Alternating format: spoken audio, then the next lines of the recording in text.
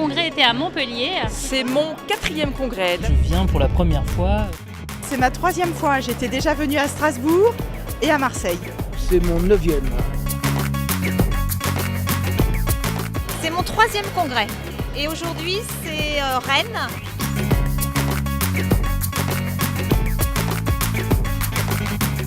Une super ambiance et on va apprendre beaucoup de choses.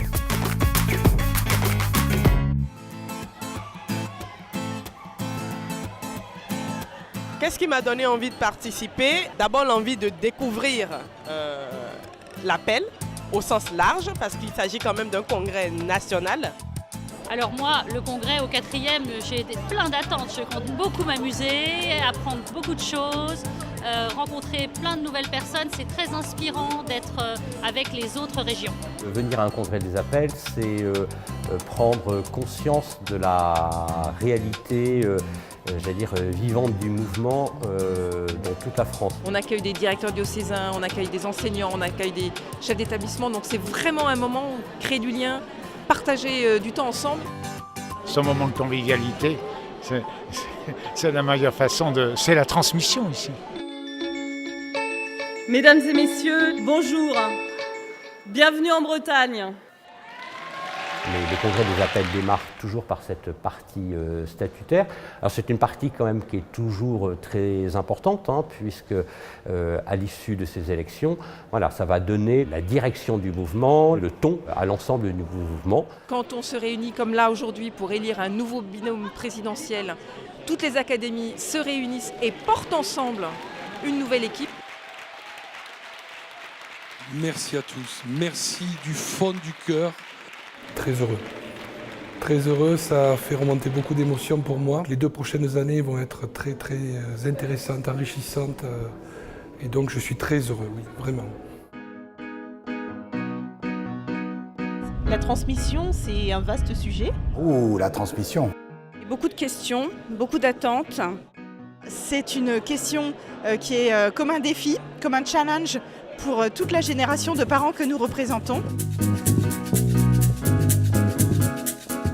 Oui, le choix est toujours difficile parce que les ateliers sont en général très inspirants. La liste était très intéressante, les intervenants aussi. Ouais. Moi, je me suis trouvée dans une difficulté de choix. Éclectique, voilà. Il y a beaucoup de choix et c'est toujours très intéressant. Les intervenants géniaux. Je ne me rappelle plus du premier parce que je dormais peut-être un peu encore, mais c'était vraiment bien. J'espère qu'on va partir de ce congrès de Rennes avec des tas de choses à mettre en place dans les académies, dans les départements et dans les appels d'établissement.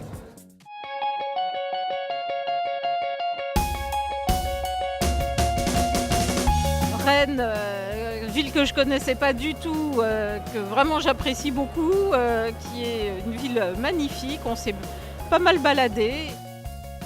L'organisation, c'est top. Les gens ont fait ça avec beaucoup d'amour. Le couvent, je viens d'aller visiter le cloître, c'est magnifique. Mais voilà, toujours très bien organisé, avec des gens très souriants et très accueillants. Le congrès de Rennes a été extrêmement intéressant, passionnant et très bien organisé. Toutes mes félicitations à l'équipe de Rennes, c'était parfait. Bravo.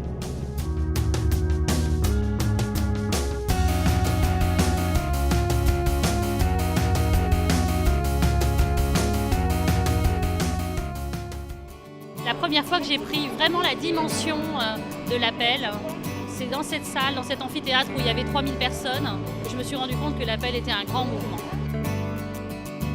Voilà, moi je ne peux qu'inciter les membres des appels d'établissement à venir au congrès. On a souvent cette question, moi je l'ai eu souvent à Paris, mais voilà, qu'est-ce que le mouvement des appels? Je crois que la meilleure façon de se rendre compte du mouvement des appels, de savoir ce qu'est le mouvement des appels, c'est vraiment de venir à un congrès national des appels.